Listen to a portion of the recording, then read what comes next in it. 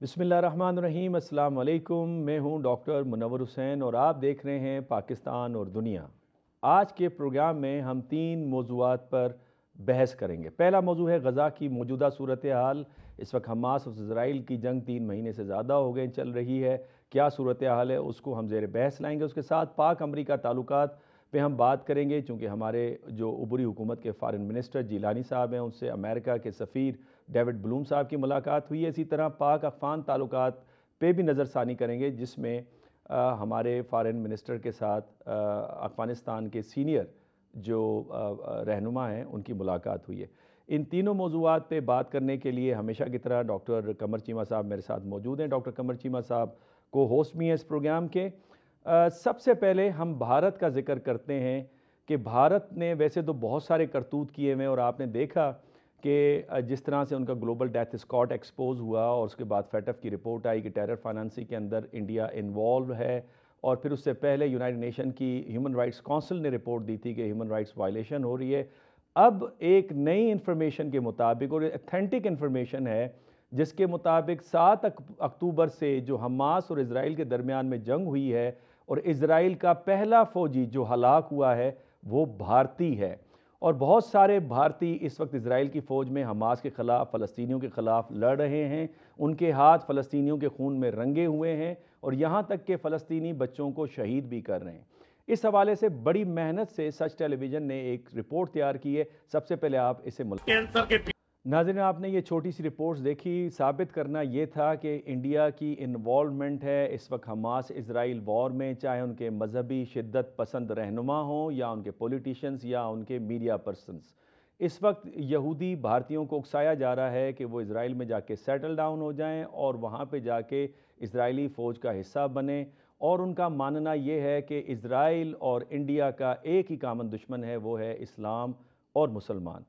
इस मौजू के ऊपर गुफ्तगू करने के लिए हमारे साथ डॉक्टर कमर चीमा साहब मौजूद हैं। सबसे पहले डॉक्टर कमर चीमा साहब, आप बताइए ये सूरत हाल जिसकी हमने छोटी सी एक रिपोर्ट चलाई कि इंडियंस जहाँ पे टेरर फाइनेंसिंग के अंदर इन्वॉल्व हैं, जहाँ पे ग्लोबल डेथ स्क्वाड उनका एक्सपोज हो चुका है। उससे पहले EU डिसइंफो लैब जिस तरह से डिस्कवर हुई, अब उनके हाथ फ़लस्तीनियों के खून में रंगे हुए भी पाए गए। आपका क्या तज्जिया है? जिस तरह इजराइल फ़लस्तीनियों पे बर्बरियत दिखाता है, भारत को ये बताया गया है कि जिस तरह आप भी कश्मीरियों पे ऐसे बर्बरियत दिखाएं, और इंडिया उसी मॉडल को जो है वो फॉलो करने की कोशिश करता है। यही वजह है कि आजकल भारतीय मीडिया के अंदर बहुत ज़्यादा एक खुशी है, पॉलिटिशियंस बड़ी खुशी मना रहे हैं। जैसे आपने कहा कि वो समझते हैं कि कॉमन एनिमी जो है वो मज़हब है, इस्लाम है। तो ये जो डेवलपमेंट है इसमें आपको पता है कि इंडिया तो ऑलरेडी इजराइल की इकोनॉमी को सपोर्ट कर रहा है, वेपन्स खरीद रहा था इजराइल से। उस वेपन से उनकी इकोनॉमी बेहतर होती है और वो ज्यादा असला बना सकते हैं, अपने लोगों को फीड कर सकते हैं। वो तो ऑलरेडी कर रहा है। और इंडिया का जो डबल स्टैंडर्ड था कि एक तरफ वो खामोशी, पहले तो खामोशी कर ली इख्तियार कि वो जो इजराइल के हक खामोशी बिल्कुल ही, वोट में जो है कोई किरदार अदा नहीं किया। फिर क्या किया कि फिर परेशान हुए जब देखा कि जितने कुछ ज्यादा मुजालम फ़लस्तीनियों के खिलाफ इसराइल ने की हैं, तो फिर पीछे हट गए यूएन में के अंदर। सो इंडिया भी जो है वो एक्सपोज हुआ है। और ये जो आपने एंगल दिया है कि भारतीय जो यहूदियों को कहा जा रहा है कि वहां जाके सेटल डाउन हो जाएं, मैं समझता हूं कि एक खास तबका है जिन्होंने पर्टिकुलरली देखा है, इसको इस लेंस से देख रहे हैं और वो कॉन्टिन्यूसली हवा देना चाहते हैं कि ये जो जंग है आलम इस्लाम में फैले, हालात खराब हों। जिस तरह के हमने देखा इजराइल भी चाहता है कि कभी वो सीरिया में हमला करता है, कभी वो लेबनान में हमला करता है। वो चाहता है कि खिता इसमें इन्वॉल्व हो। ज्यादा खिता इन्वॉल्व होगा तो जो मैंने एक दहशतगर्दी की है, जिस तरह पैमाने पे मैंने फलस्तीनियों को मारा है, तो मुझे जस्टिफिकेशन मिल जाएगी कि जो मैं बम्बार्डमेंट कर रहा था इसलिए कर रहा, देखो सारा खिता मेरे खिलाफ इकट्ठा हो गया है। तो वो दोबारा वो माहौल पैदा कर रहे हैं। और इंडिया जो है वो डिप्लोमेटिकली भी सपोर्ट कर रहे हैं, पॉलिटिकली भी सपोर्ट कर रहे हैं, मॉरली भी सपोर्ट कर रहे हैं, मीडिया कंपेन के जरिए भी सपोर्ट कर रहे हैं। और ये जो नैरेटिव नया आपने डिस्कस किया है, मैं समझता हूँ फराज साहब भी हमारे साथ बैठे हैं, वो भी इस पर बात करें। जी हाँ डॉक्टर साहब, आपने बिल्कुल बजा फरमाया। जलाल अल फरा हमारे साथ मौजूद हैं। अरब मीडिया से आपका ताल्लुक़ है और साथ साथ हमारे साथ डॉक्टर फरा नाज भी हैं जो कि IR के एक्सपर्ट हैं।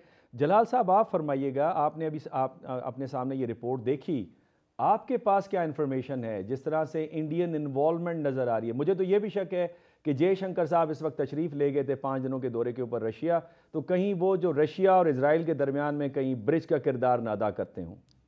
جی بسم اللہ الرحمن الرحیم، بہت شکریہ ڈاکٹر صاحب۔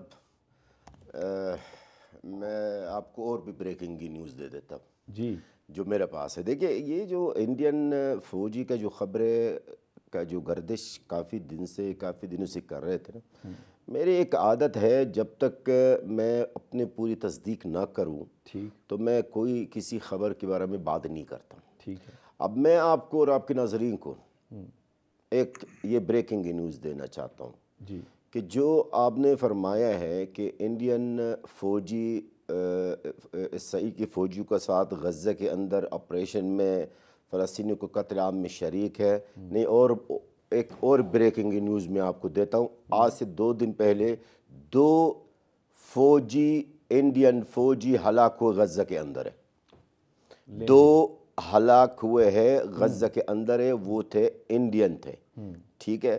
باقی رہا سوال یہ ہے کہ انڈین کے جو فوجی ہیں وہ بالکل اسرائیل کے ساتھ ہے اور اسرائیلی فوجیوں کے ساتھ فلسطینیوں کو قتل عام میں شریک ہے، اور میں اس بات کا ذمہ داری بھی لیتا ہوں۔ جلال الفراز صاحب، یہ آپ نے بڑی خبر دی ہے کہ 2 فوجی ہلاک ہوئے انڈین ہلاک ہوئے ہیں غزہ کے اندر، حالانکہ اب تک جو ہمارے پاس انفارمیشن تھی کہ عام انڈینز کو کہا جا رہا ہے آپ جائیں، جوائننگ دیں، ٹریننگ حاصل کریں، اس کے بعد لڑائی کریں۔ آپ کہہ رہے ہیں 2 انڈین فوجی؟ یس، بالکل 2 انڈین فوجی ہیں، اور جو انفارمیشن میں آپ کو دے رہا ہوں غزہ کے اندر سے دے رہا ہوں، غزہ کے مجاہدین کے بیچ میں سے دے رہا ہوں، وہی ہے جن لوگوں نے ان کو دیکھے ہیں، ان کی آوازیں بھی سنی، ان کی لینگویج بھی سنی ہے، اور بہت قریب ہو سکتا آج رات یا کل تک ان کے نام بھی میرے پاس آ جائیں۔ کیا بات ہے ڈاکٹر فرا، آپ نے یہ دیکھیں انفارمیشن ہم نے دی، ہم سے 4 ہاتھ آگے کی information, latest information, authentic information جو ہے جلال الفرا صاحب نے دی، چونکہ ان کے 16 سورسز ہیں غزہ کی پٹی کے اندر جو ان کو لیٹسٹ نیوز ود ویڈیوز وہ ان کو پرووائڈ کر رہے ہیں۔ آپ کا اس کے اوپر کیا تجزیہ ہے؟ انڈیا کس بری طرح سے ایکسپوز ہو رہا ہے، اس کے چہرے سے جس طرح سے نقاب ہٹا ہے، کیا ویسٹرن نیشنز کو جو کل تک یہ کہتی تھی کہ شیئرڈ ویلیوز ہیں، شیئرڈ انٹرسٹ ہیں، اسٹیبلٹی سے زیادہ، پیس سے زیادہ کون سا انٹرسٹ ہے؟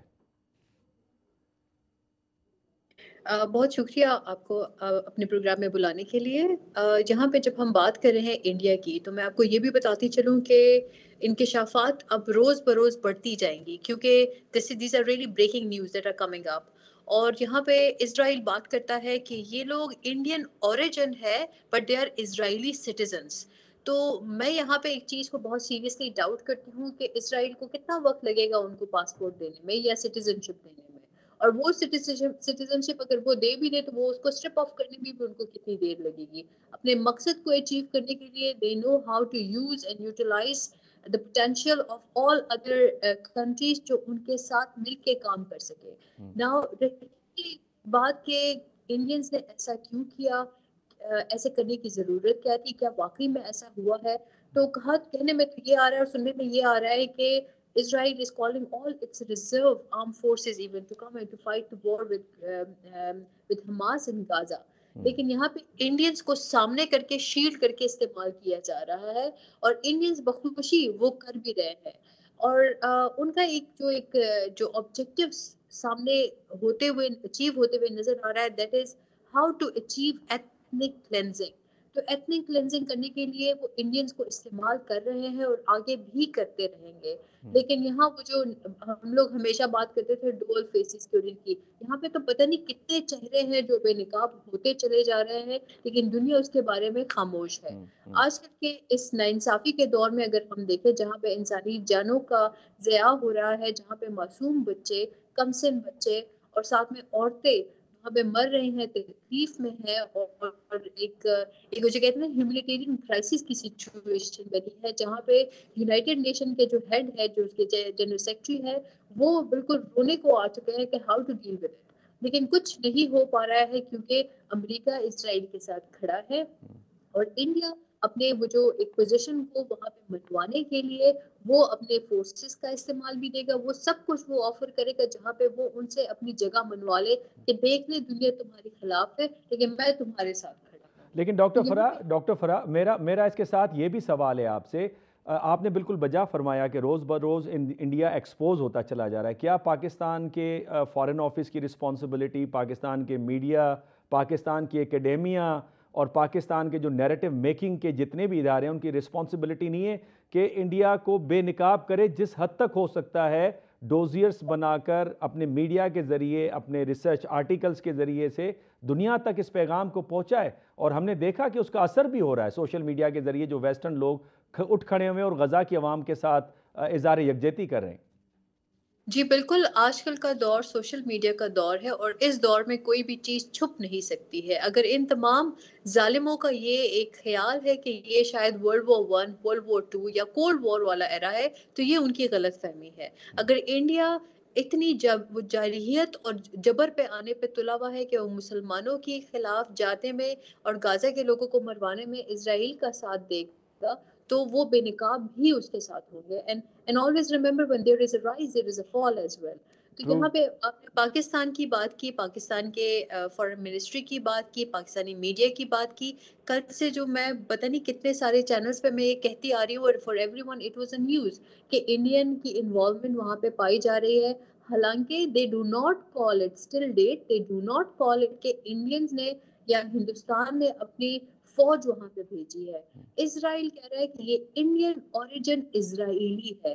یہاں پہ وہ جو کہتے ہیں نا ڈیمارکیشن انہوں نے ڈراپ کی، انہوں نے بڑی چالاکی سے کھیل رہے ہیں. لیکن کیا دنیا اتنی بے وقوف ہے کہ ان کی اس چالاکی کو وہ اتنی بے وقوفی طریقے سے وہ لے جائیں گے؟ میرے خیال سے سوشل میڈیا پہ تمام چیزیں عیاں ہے کہ کون کب کیسے سٹیزن بنتا ہے اور اسرائیل اپنی سٹیزن شپ کیسے دیتا ہے. اور پھر جب آپ سٹیزن بن بھی جاتے ہو تو آپ ایک فورس بنتے ہو تو آپ کیسے جاتے ہو. اور ایک چیز آپ کو میں یہ بھی بتاتی چلوں، آپ دنیا کی کوئی بھی لڑائی اٹھا لے، کوئی بھی لڑائی اٹھا لے، چاہے وہ فلسطین کی لڑائی ہو، چاہے وہ افغانستان کی ہو، چاہے وہ یوکرین کی ہو، ویتنام کی ہو، کوریا کی ہو، آپ مجھے بتائیں امریکہ نے کب اپنے سولجرز کو وہاں پہ لڑوایا ہے؟ امریکہ نے ہمیشہ اپنے الائنسز کو وہاں پہ لڑوایا ہے. یہاں پرابلم بھی ہے کہ کیا جو نیٹو فورسز ہے وہ جا کے فلسطین میں اور حماس کے ساتھ لڑتے ہوئے فلسطینیوں کو یا مسلمانوں کو، اور یہاں پہ صرف مسلمانوں کی بات نہیں ہوتی ہے، وہاں پہ عیسائی بھی رہ رہے ہیں، وہاں پہ اور ادر ریلیجنز بھی رہ رہے ہیں، فلسطینیوں کا تو ان مسئلہ سب کو وہاں پہ مارا جاتا. جی فلسطینیوں کا مسئلہ فلسطینیوں کا ہے.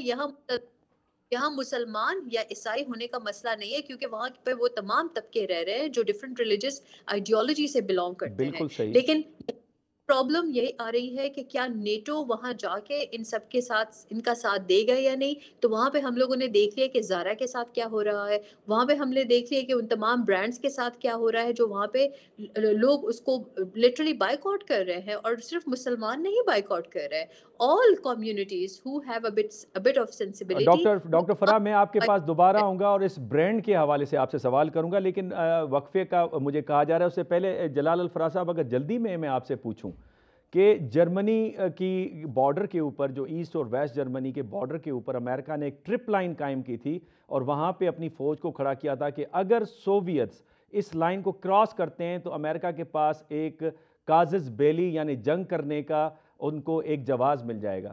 جب بھارتی فوجی پکڑے گئے ہیں، مارے گئے ہیں غزہ کے اندر فلسطینیوں کا خون بہاتے ہوئے، تو یہ کافی نہیں ہے کہ اس وقت انڈیا حالت جنگ میں ہے فلسطینیوں کے خلاف؟ بالکل ہے. دیکھیں اب یہ بات بچہ جانتا ہے اس وقت غزہ کے اندر ہے کہ اس انڈیا کا جو فوج ہے، انڈیا کی جو حکومت ہے، وہ اس قتل عام فلسطینیوں کے قتل عام میں ملوث پایا ہے، ثبوتوں کا ساتھ ہے. تو دیکھیے دنیا میں اگر دیکھا جائے تو یہ انڈیا 3 شیطان ہیں، ایک اسرائیل، ایک انڈیا اور ایک امریکہ. یہی وہی 3 شیطان ہیں جن کے ہاتھوں سے نہتے اور بے گناہ لوگوں کا قتل عام کیا جا رہا ہے. ناظرین یہاں پہ ایک چھوٹا سا وقفہ لیتے ہیں. جب وقفے سے واپس آئیں گے تو ہم جاننے کی کوشش کریں گے کہ آخر انڈیا اور اسرائیل میں کیا متفق چیزیں ہیں، کیا وہ مفادات ہیں جہاں پہ انڈیا اتنی دور سے فلسطینیوں کے خون میں اپنے ہاتھوں کو رنگنے جا رہا ہے. لیتے ہیں یہاں پہ چھوٹا سا وقفہ. فلسطینیوں کے خون سے رنگ رہے ہیں. جلال صاحب آپ بتائیے گا اس وقت موجودہ صورتحال غزہ کی کیا ہے؟ ڈاکٹر صاحب دیکھیے اس وقت غزہ کی صورتحال یہ ہے کہ اب پہلی بات تو یہ کہ افسوس کے ساتھ کہنا پڑتا ہے کہ ہمارے پاکستانی میڈیا زیادہ اس کے بارے میں مطلب ان کی کوریج اتنی زیادہ نہیں ہے جتنا ہونی چاہیے. غزہ کی صورتحال کیا 23,000 سے زیادہ شہید ہو چکے ہیں, 23,000 سے زیادہ شہید, جن میں سے 10,000 سے زیادہ بچے ہیں. زخمیوں کا تعداد 70,000 سے زیادہ ہو چکے ہیں.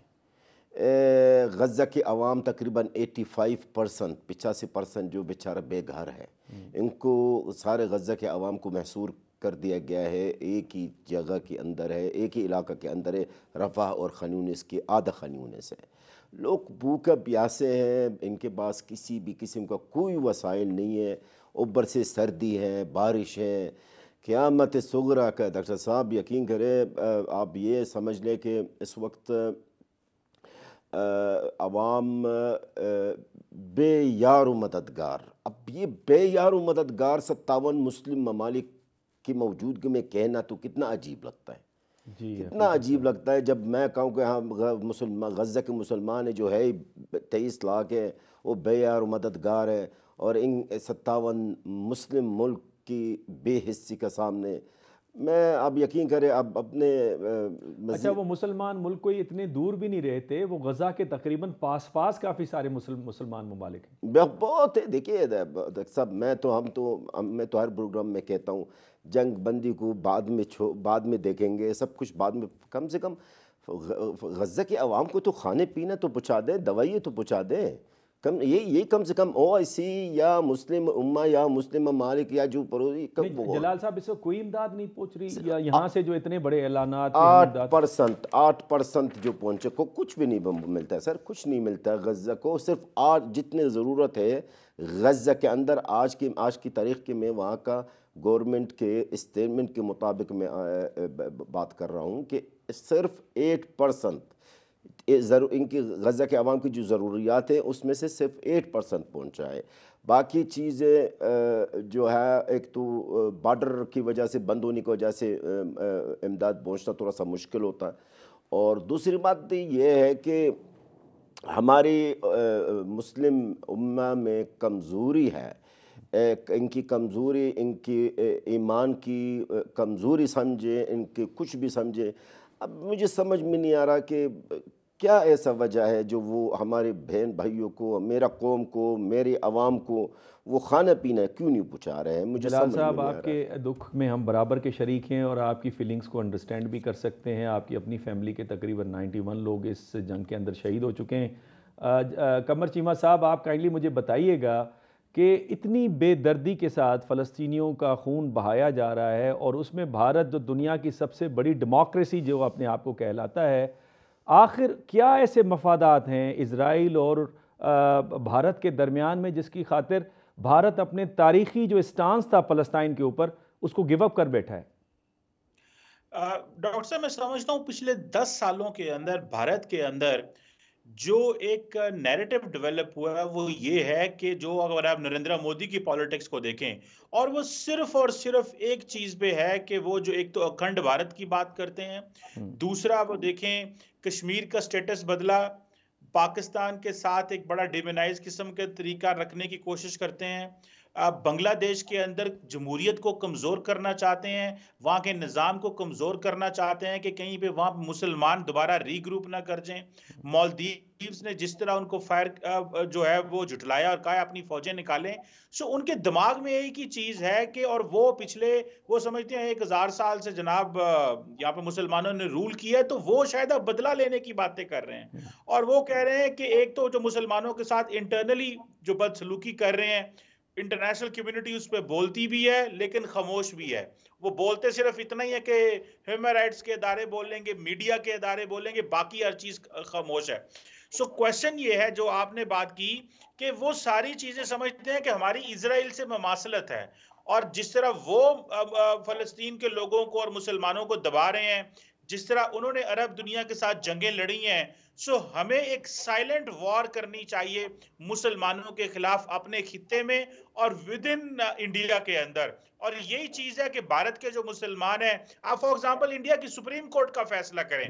ابھی جنوری میں جو ایک رام مندر جو اس کا افتتاح کیا جا رہا ہے، وہاں پہ مسجد ہوا کرتی تھی. وہ کہتے ہیں ہم نے 500 سال کا بدلہ لے لیا ہے، ہم نے 500 سال کی ہسٹری جو ہے وہ ان کے اندر وہ جو ایک اپنی ایک آئیڈینٹی کو ریکلیم کر رہے ہیں. وہ سمجھتے ہیں کہ ہم جتنا زیادہ ہم نے بدلہ لینا ہے، اور وہ بدلہ بھارت کے مسلمانوں سے لینا ہے، وہ بدلہ بنگلہ دیش کے اندر جو ہے حسینہ واجد کو مضبوط کر کے لینا ہے، کیونکہ وہ جماعت اسلامی کو، مذہبی فورسز کو دباتی ہے، اور ایک کمزور بنگلہ دیش چاہیے. اور وہ پاکستان کے ساتھ بھی اس لیے یہ بات نہیں کرتے کہ وہ کہتے ہیں کہ اب ہندو جو ہیں ان کی ایک ڈومیننس ہے. سو نریندر مودی جو ہے ابھی فار ایگزامپل دیکھیں ابو دھابی میں وہ مندر کا افتتاح کرنے جا رہے ہیں. ڈاکٹر صاحب یہ انڈیا نہیں ہوا کرتا تھا، لیکن وہ ایک نئی آئیڈینٹی کے ساتھ چلنا چاہتے ہیں. اس لیے وہ سمجھتے ہیں اسرائیل جو ہے وہ جس طرح فار ایگزامپل مسلمان دنیا کے اندر پینیٹریٹ کرنے کی کوشش کر رہا ہے، ہمیں بھی اسی مسلمان دنیا میں پینیٹریٹ کرنا چاہیے. سو نریندر مودی کی جو پالیٹکس ہے 10 سالوں میں انہوں نے انڈیا کے اندر مسلمان دنیا کے ساتھ، پاکستان، بنگلہ دیش اور پرٹیکولرلی ساری مسلم دنیا کے اندر ایک نئے سرے سے پینیٹریشن کی ہے، جس میں بہت حد تک وہ کامیاب ہو چکے ہیں. اور اس کی اصل وجہ یہی ہے کہ مسلمان ڈیوائیڈڈ ہیں.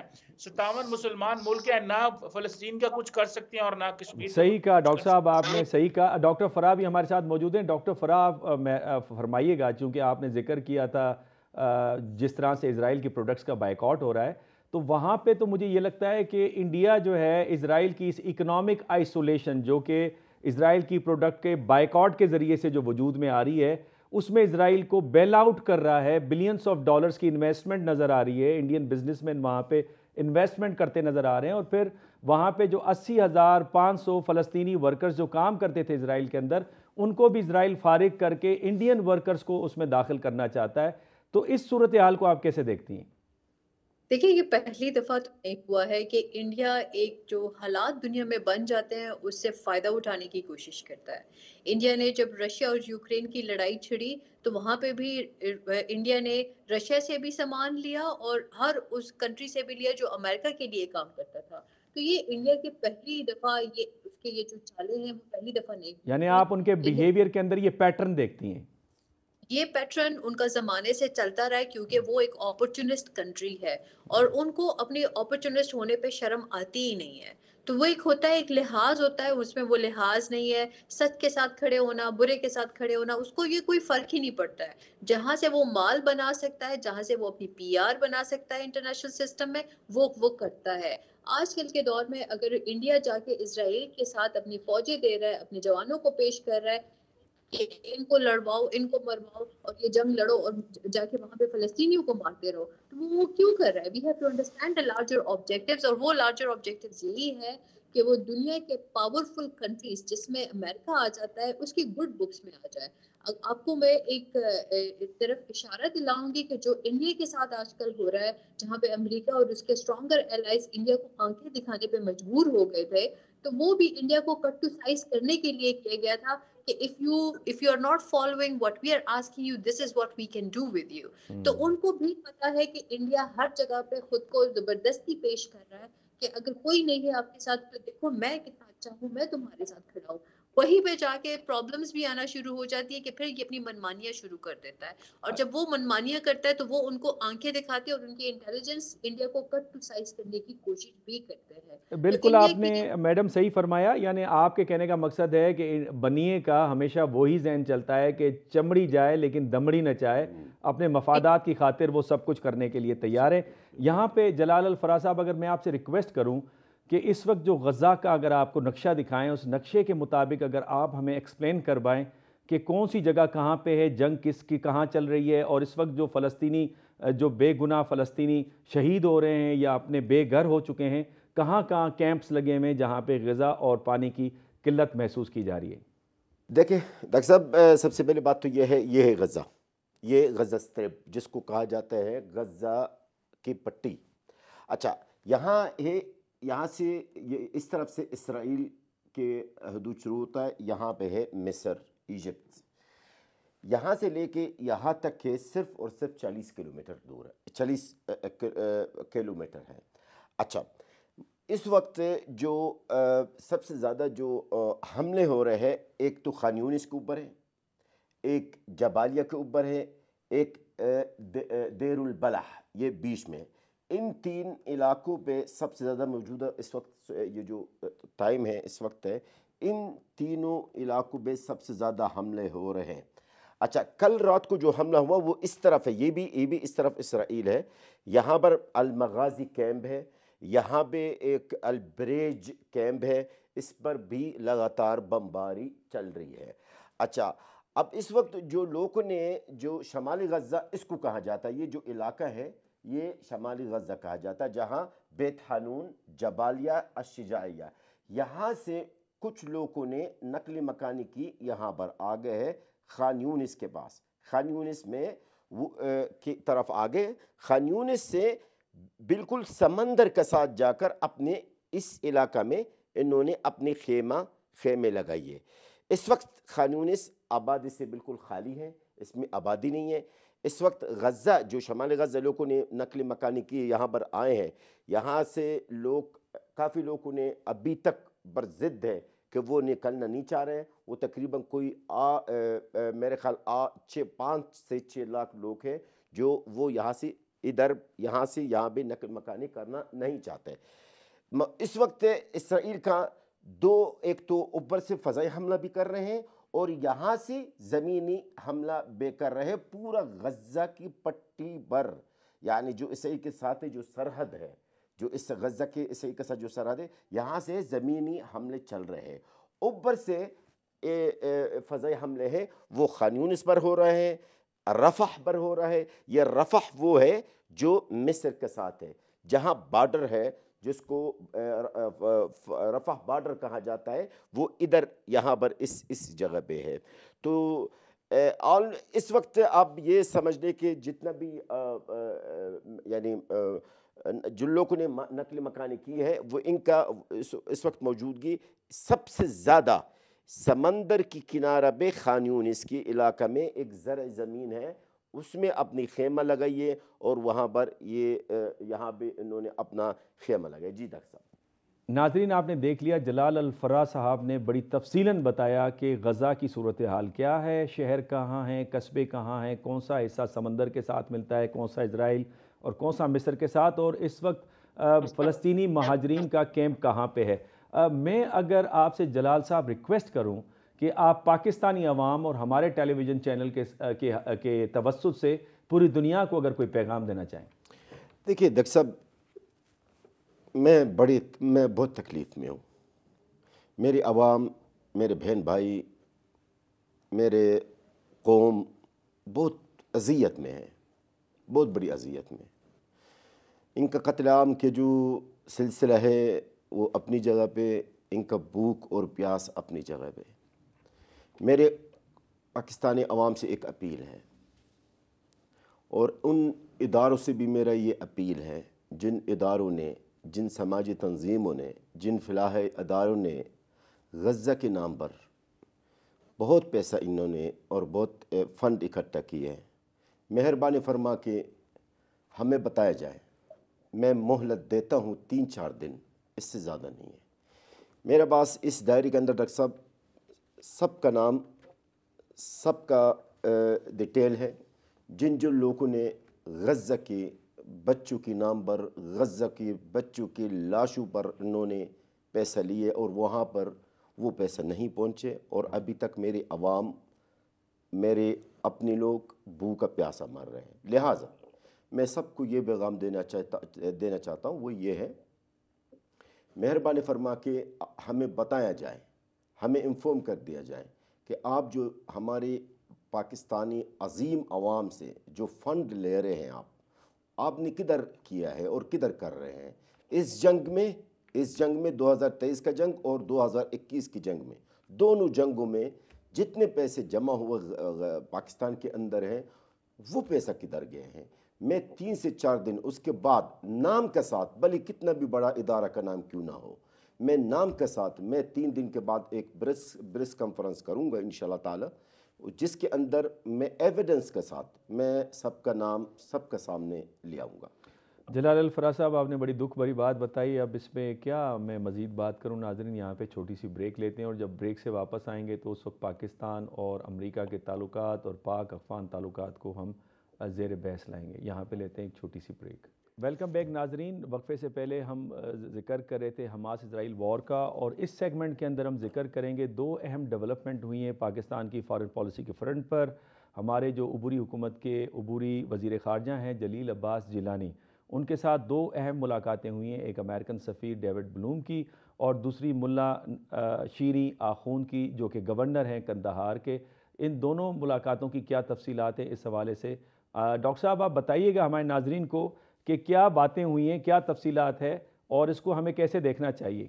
پاکستان کنٹینیوسلی یہ پوائنٹ ریز کر رہا ہے امریکہ کے ساتھ کہ آئیں مل کے دیکھیں ڈاکٹر صاحب، ایک وقت یہ تھا کہ ہم نے انٹرنیشنل کمیونٹی کے ساتھ مل کے دہشت گرد گروپوں کے خلاف لڑائی کی.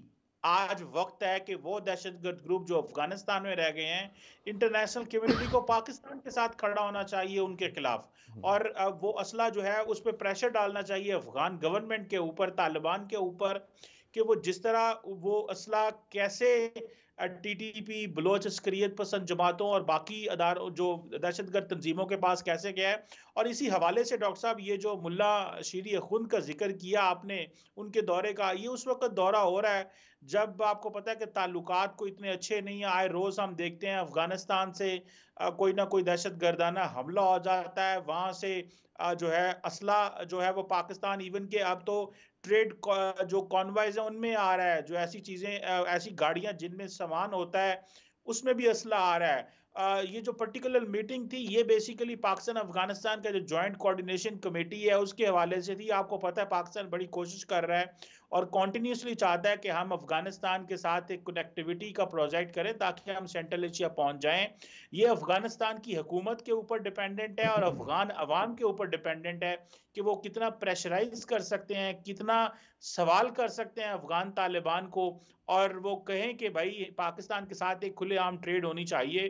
آج بھی پاکستان نے ایک سیریس مریض کو ویزا دیا ہے تاکہ وہ علاج کرا سکیں. سو پاکستان کنٹینیوسلی ایک ہی کوشش کر رہا ہے کہ ہم افغان طالبان کو یہ محسوس کرا سکیں، بتا سکیں کہ افغانستان بھی ہمارے لیے بڑا امپورٹنٹ ہے اور افغانستان کے لیے پاکستان امپورٹنٹ ہے. صرف ٹی ٹی پی کے لیے اور دہشت گرد گروپوں کے لیے پاکستان کے ساتھ تعلقات جو یہ ہے وہ بڑی خراب آپ نہ نے کریں. ڈاکٹر صاحب اہم بات کی. اگر آپ ڈاکٹر فرا بھی موجود ہیں، اگر آپ سوال کرنا چاہیں.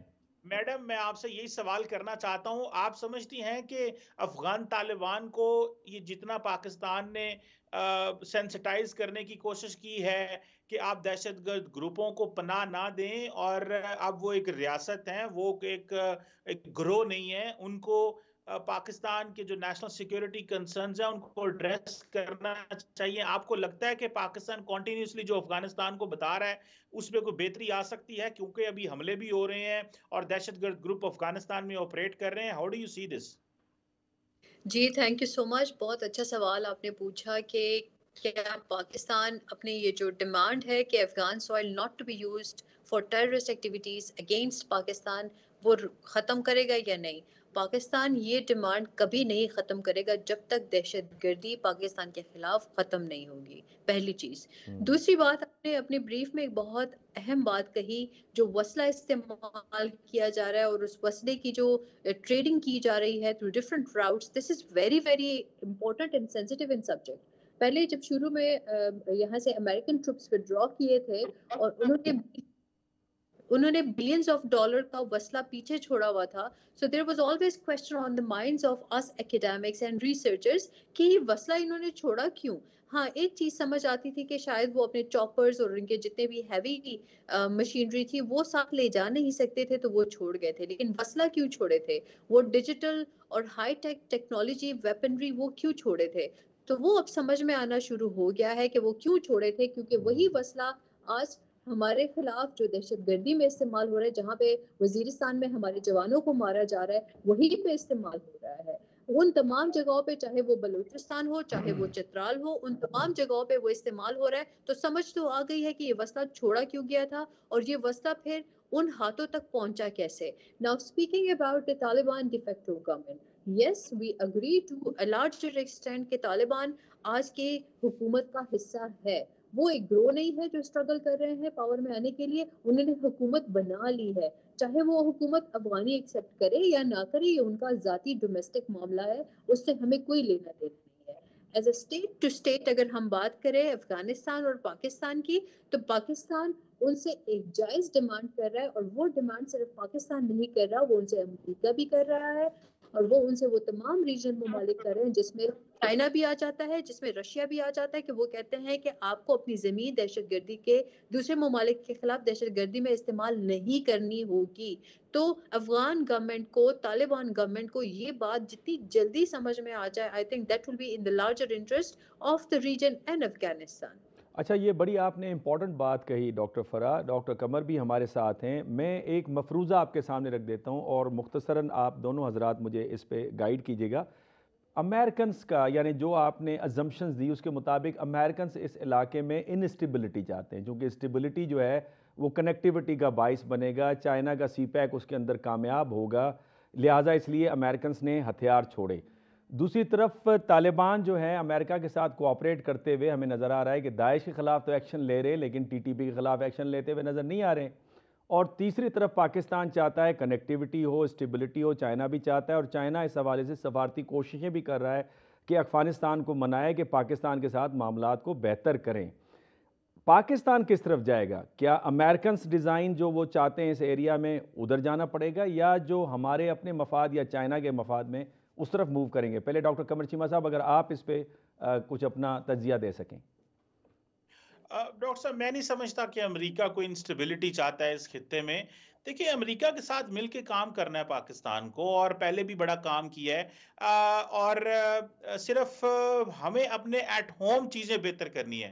ڈاکٹر صاحب، آپ کو پتہ ہے کہ سابق چیئرمین جو تحریک انصاف تھے، انہوں نے الاؤ کر دیا تھا ٹی ٹی پی پاکستان آ جائے اور بڑے پیمانے پہ آ جائے۔ وہ پاکستان کے مختلف علاقوں میں بیٹھے ہوئے ہیں، وہ کیسے آ جاتے ہیں؟ وہ جو باڑ ہم نے لگائی تھی وہ کیا کر رہی ہے باڑ؟ اور پھر انٹرنلی ہم جو ہے جب فیصلے کرتے ہیں پارلیمنٹ موجود نہیں ہوتی کئی دفعہ۔ فار ایگزامپل ہم نے افغان ریپیٹریشن کا فیصلہ کیا، جو انلیگل لوگ ہیں، پارلیمنٹ موجود نہیں تھی۔ مجھے لگتا ہے کہ ہم اپنے، دیکھیں، سیکیورٹی فورسز جانے دے رہی ہیں، فوج جانے دے رہی ہے، عوام جانے دے رہی ہے۔ یہ جو پچھلا سال گزرا، آپ کو پتہ ہے ڈاکٹر صاحب 270 کے قریب لا انفورسمنٹ کے لوگ شہید ہوئے ہیں، 750 کے قریب عام پاکستانی شہید ہوئے ہیں، 1000 بندہ افغانستان کے لیے شہید کر دیے۔ اور ہم نے 50 سالہ پالیسی آج افغانستان کے لیے بدلی۔ ہم تو کنفیوز تھے، ہم تو 2.5 سال سے لڈو بانٹ رہے تھے کہ طالبان آ گئے ہمارے لیے بڑا اچھا ہے۔ اب ہمیں پتہ چلا نہیں، وہ تو ٹی ٹی پی کو ہوسٹ کر رہے ہیں، ہمارے لیے مشکلات پیدا کر رہے ہیں۔ ڈاکٹر صاحب اگر میں صرف ایک فگر ایڈ کر دوں، کاکڑ صاحب نے جو ہمارے کیئر ٹیکر پرائم منسٹر، انہوں نے کہا 60% جو ہے ٹیررزم بڑھ گئی ہے اور 500% جو ہے سوسائڈ بامبنگ بڑھ گئی ہے پاکستان کے اندر۔ جی بالکل صحیح کہہ رہے ہیں۔ یہ ہماری کلیئرٹی نہیں ہے۔ میں نہیں، دیکھیں، امریکہ ہو، باقی امریکہ کے ساتھ مل کے ہم نے کام کیا، آئندہ بھی کرنا ہے۔ یہ جو اسلحے والا فیکٹر ہے، یہ بڑا امپورٹنٹ ہے کہ افغانستان میں جو رہ گیا وہ طالبان کیوں اسلحہ وہ دے رہے ہیں؟ ان کے ہاتھ سارا اسلحہ لگا تھا، وہ کتنا اسلحہ دہشت گرد تنظیموں کے ہاتھ لگا؟ افغانستان کو اس پہ بات کرنی چاہیے، اور ہمیں بھی امریکہ تھوڑا آن بورڈ لے لے اور بتائے کہ وہ کتنا اسلحہ کدھر تھا، کیا چھوڑا، جو کہ ظاہری بات ہے انہوں نے افغان آرمی کو دیا تھا، اب وہ افغان طالبان کے پاس چلا گیا۔ یہ تھوڑے انکمفرٹیبل کویسچنز ہیں، پلس ہمیں ایٹ ہوم چیزیں ٹھیک کرنی ہے ڈاکٹر صاحب۔ وہ چیزیں ابھی بھی پرابلمٹک ہیں۔ دیکھیں نا، ہم آپس میں زیادہ لڑتے ہیں اور خطے میں ہمیں کیسے رہنا اس پہ ہم کم سوچتے ہیں۔ یہی وجہ ہے کہ ہمارے مسائل جو ہیں وہ حل نہیں ہو رہے۔ ہمیں جو ترقی کرنی چاہیے وہ اس میں کرنی چاہیے کہ آپس میں بیٹھ کے مسئلے حل کر لیں۔ ٹھیک کہا آپ نے ڈاکٹر صاحب، آپ نے کہا کہ انٹرنلی بھی اپنے ہاؤس کو ان آرڈر کرنے کی ضرورت ہے اور امریکہ کے ساتھ بہتر کوآرڈینیشن کے ساتھ ان مسائل پہ ہم قابو پا سکتے ہیں۔ ڈاکٹر فرا، آپ کا کیا اس پہ تجزیہ ہے؟ جی بالکل، اس میں کوئی شک کی گنجائش ہی نہیں ہے کہ جب آپ کا گھر آرڈر میں ہوتا ہے تو اگلے کو آپ کی طرف دیکھنے کی کوئی ضرورت ہی نہیں ہوتی ہے، تو دیر از نو سیکنڈ تھاٹ اباؤٹ اٹ۔ لیکن یہاں پہ بات کی جاتی ہے کہ کیا ہم لوگوں کو لگا، ہمیں کب، کیوں، کیسے لگا کہ شاید وہاں پہ اگر طالبان گورنمنٹ بن جاتی ہے تو ہمارے لیے تھوڑی آسانی ہو جائے گی۔ بھائی یہ ایک وہ جو کہتے ہیں نا ڈیبیٹیبل سبجیکٹ ہے، جہاں پہ ہم اگر بات کرتے ہیں وائی طالبان گورنمنٹ، ہمیں تو کارزئی گورنمنٹ سے بھی کوئی تکلیف نہیں تھی، ہمیں تو اس سے پہلے کی گورنمنٹ سے بھی کوئی تکلیف نہیں تھی، تکلیف تھی تو ان کو تھی۔ تو problem lies with Afghanistan, problem never lies with Pakistan, this is first thing. اور ہم لوگوں کو جب انسٹیبلٹی ہوتی ہے ایک ملک میں، آپ کے پڑوسی ملک میں چاہے وہ آپ کا دوست ہو یا آپ کا دشمن ہو اس کا فال اوور افیکٹ ہوتا ہے. سو دیر از نو وہ جو کہتے ہیں نا ڈیرائیویشن فرام دیٹ ریئلٹی کہ جب افغانستان اسٹیبل نہیں تھا تو اس کے اسپل اوور افیکٹس پاکستان پہ بہت زیادہ تھے. Now coming over to the Taliban government with the formation of government in Kabul, تو اس سے ہمیں لگا کہ یہاں پہ جب گورنمنٹ بن جاتی ہے this means there will be some kind of stability in Afghanistan and that stability will lead towards stability in the region and ultimately Pakistan will also benefit out of that. لیکن unfortunately وہ ویسا ہوا نہیں کیونکہ وہاں پہ terrorism, میں یہ نہیں کہوں گی کہ افغانستان کے اندر ٹیررزم بڑھی ہے, نہیں, ان کے جو اپنے گروپ تھے جو ریجنل کنٹریز پرٹیکولرلی پاکستان کے خلاف تھے ان کو اور زیادہ شے ملتی رہی ہے. تو وہ شے کب کیوں کیسے ملی ہے, this is where the Pakistan کی عسکری قوتیں کابل گورنمنٹ کے ساتھ مل کے بات کر رہی ہے کہ ہم یہ ایکسیپٹ نہیں کریں گے. And I think this is a legit demand, اور وہ ڈیمانڈ جیسے اس سے پہلے بھی میں نے کہا صرف پاکستان نہیں کر رہا, چائنا ان سے کر رہا ہے, سینٹرل ایشین کنٹریز کر رہے ہیں, رشیا کر رہا ہے, امریکہ کر رہا ہے, دنیا جہاں کر رہی ہے, جن کی ریکگنیشن اسی بیس پہ رکی ہوئی ہے کہ آپ نے اپنی زمین کو استعمال نہیں کرنا ہوگا, اسی وجہ سے ان کی ریکگنیشن نہیں ہو پا رہی ہے. So like what is all this fuss about? The fuss is about کہ آپ stability لے کر آؤ. Now the second thing کہ کیا امریکہ اس ریجن میں stability چاہتا ہے یا نہیں چاہتا, بھائی ہر ملک کے اپنے انٹرسٹ ہوتے ہیں اور امریکہ آج کا سپر پاور ہے, کوئی مانے یا نہ مانے یا جو بھی ہے, امریکہ از the super power of the world at the moment. ہاں یہاں پہ باقی ملٹی پولرٹی کی طرف جو چیزیں چلتی ہے کہ کیا چائنا آ رہا ہے, رشیا چائنا کلب ہو رہے ہیں, یہ تمام چیزیں those are all hypothetical subjects, right? That will time will prove when where and how China can reach along with Russia can reach to that level. نہیں ڈاکٹر فرح, یہ جو آپ کی جو بات ہے کہ امریکہ ہے اسٹل اے سپر پاور, دیکھیں پاور کا تعلق تو سائیکولوجیکل امپیکٹ سے ہے, آپ اس کو تسلیم کرتے ہیں نہیں کرتے, it is a matter of perception.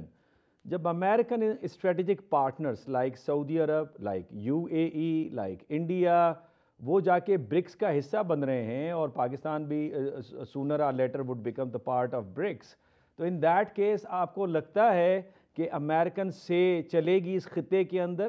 میں یہ سمجھتا ہوں کہ اگر بھارت اپنا منہ موڑ لیتا ہے تو دوسری صورت میں امریکہ کے پاس کیا آپشن رہ جاتا ہے سوائے پاکستان کے, پہلی بات, اور دوسری بات یہ کہ وہ دوبارہ سے اپنے جو کمیونیکیشن ہے اسپیشلی ڈیفنس کے ایریا کے اندر وہ قائم کریں چائنا کے ساتھ, جو انہوں نے کر بھی دی ہے, دوبارہ ری انگیج کرے ود دا رشینز.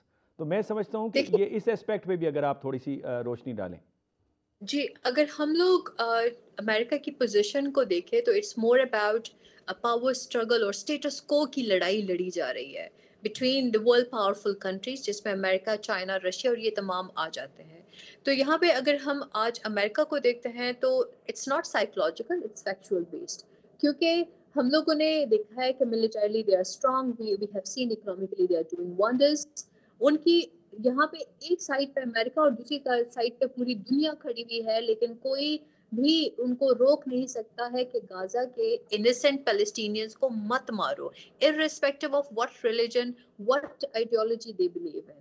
لیکن کوئی ان کو روک نہیں پا رہا ہے. This shows that might is stronger, right? اور پھر اس کے ساتھ ساتھ اگر ہم ریجنل کی بات کریں اور آپ انڈیا اور پاکستان کی کمپیریزن کو دیکھیں تو یہ ایک کھلی ڈلی حقیقت ہے کہ پاکستان نے ہمیشہ امریکہ کا ساتھ دیا ہے, چاہے وہ جہاد کی لڑائی تھی اگینسٹ سوویٹس, یا اس کے بعد وار آن ٹیرر تھا, یا اس کے بعد کامبیٹ اور ٹیررزم آپریشنز تھے, یا باقی تمام چھوٹی چھوٹی چیزیں جہاں پہ ان کی پارٹنرشپ تھی. پاکستان نے ہمیشہ ساتھ دیا ہے اور مجھے لگتا ہے دیتا رہے گا.